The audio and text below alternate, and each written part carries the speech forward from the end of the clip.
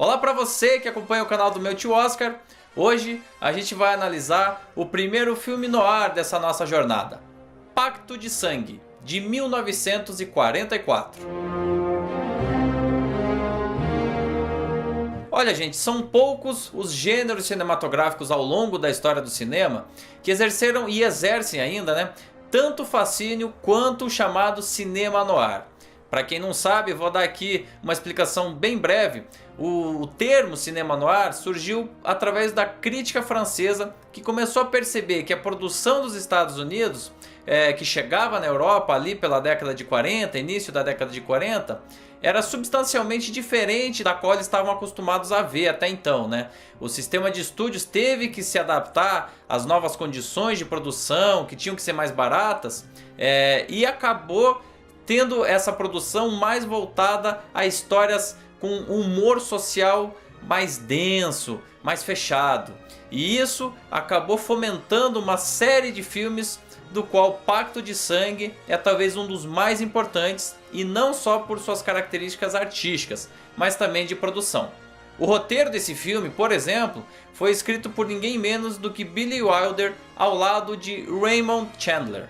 Chandler, por sua vez, foi um dos maiores abastecedores de Hollywood na era noir, com seus romances policiais clássicos, incluindo aí a criação do detetive Philip Marlowe, um dos maiores ícones de mistério e investigação da década de 1940. Alguns filmes célebres, por exemplo, que trazem o detetive Philip Marlowe na sua construção foram A Dama do Lago, de 1947, Até a Vista Querida, de 1944, mesmo ano de Pacto de Sangue, e um dos filmes mais lembrados do gênero, À Beira do Abismo, de 1946, dirigido por Howard Hawks e que trazia a dupla Humphrey Bogart e Lauren Bacall como protagonistas.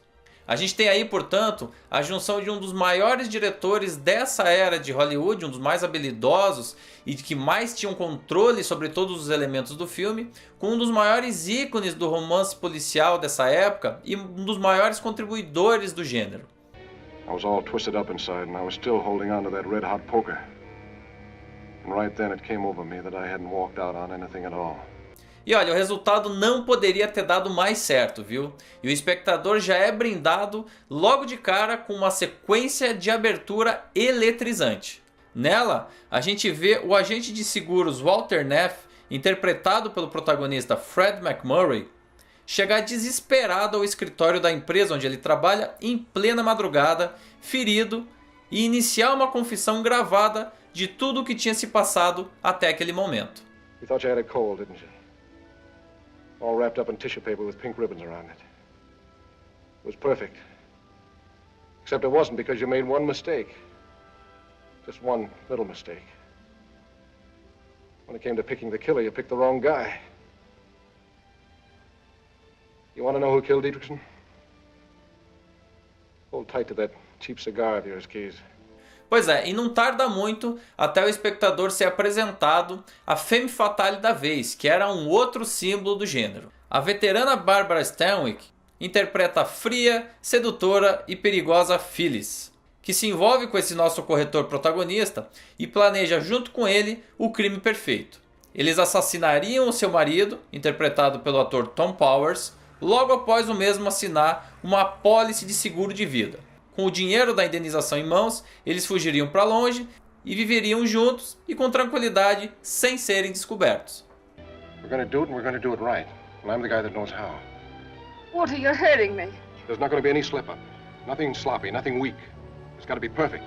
Olha, a Stanwyck, nessa altura da carreira dela, ela já era uma atriz consagrada, já tinha feito mais de 4 dezenas de papéis e apostou nesse trabalho com uma história curiosa. Ela se aproximou de Billy Wilder no momento em que Wilder convidou-a para fazer parte desse filme e perguntou: Billy, mas você não acha que vai ser ruim para minha carreira, uma vez que eu só fiz até hoje papéis de mocinha, de heroína? E o Wilder, segundo o que diz a historiografia, respondeu o seguinte: olha, Bárbara, você é atriz ou você é um rato?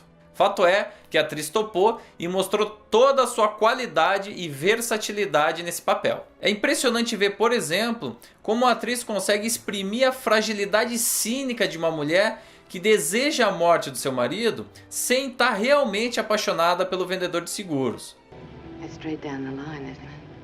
Ou seja, essa dualidade psicológica na qual a gente sabe que ela está enganando o nosso protagonista, ao mesmo tempo que ele não saca isso logo de cara, é uma característica bastante desafiadora para qualquer atriz em qualquer tempo, e a gente embarca totalmente nas intenções da nossa personagem. Não à toa, esse papel acabou rendendo a terceira das 4 indicações que a atriz teria ao longo da carreira dela pela academia.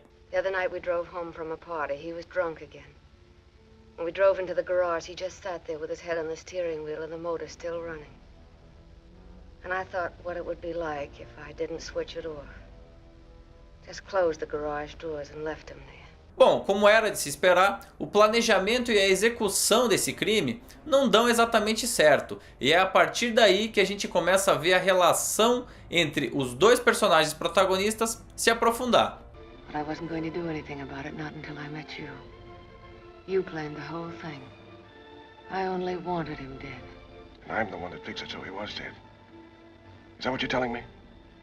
And nobody's pulling out. We went into this together and we're coming out at the end together. It's straight down the line for both of us. Remember? Mais do que isso, a gente é apresentado também ao personagem gerente da firma e chefe do nosso corretor de seguros, interpretado pelo ator Edward J. Robinson. Ele se empenha pessoalmente em tentar descobrir o que aconteceu realmente nesse caso e buscar as pontas da investigação até para não pagar a indenização do seguro. Now look, Lopez. Every month, hundreds of claims come to this desk. Some of them are phonies, and I know which ones. Every time one of these phonies comes along, he ties knots in my stomach. I can't eat. Yours was one of them, Guy Lopez. That's how I knew your claim was crooked. Bom, e daí pra frente, o que o espectador tem com todos esses elementos reunidos é uma verdadeira aula de cinema.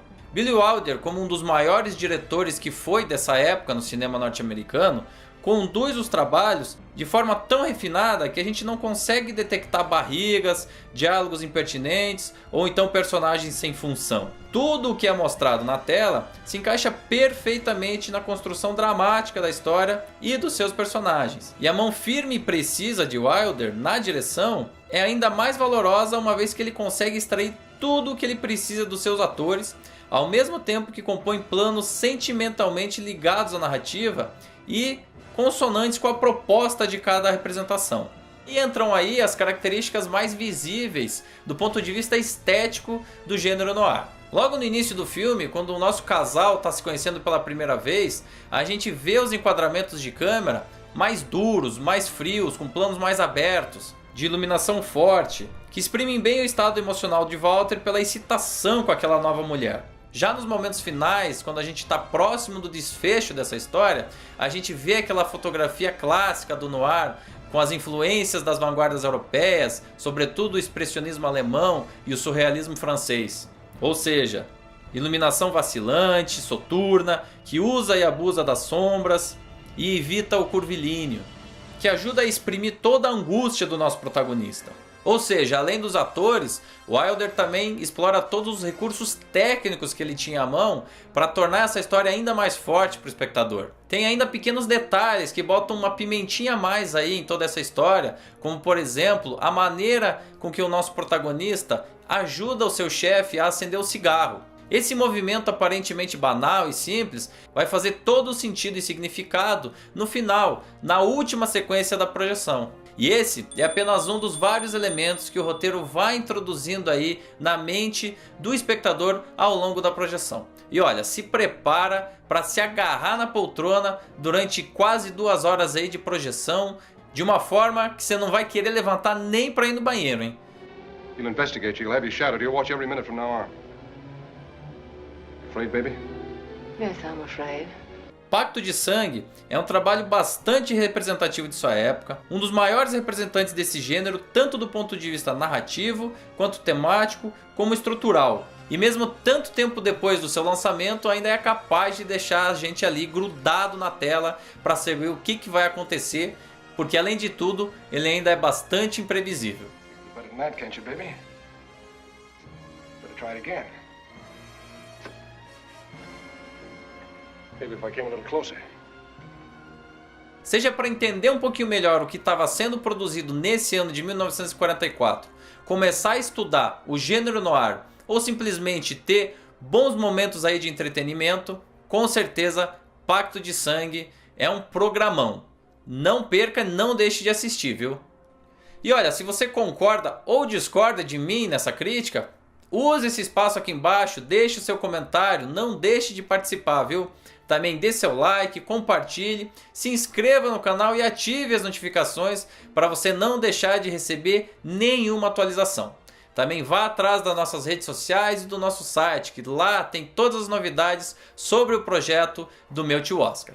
E olha, o nosso próximo encontro vai ser sobre um projeto extremamente arrojado do produtor Darryl F. Zanuck, da 20th Century Fox, que pretendia fazer um novo E o Vento Levou a partir da cinebiografia do 28º presidente norte-americano, Woodrow Wilson.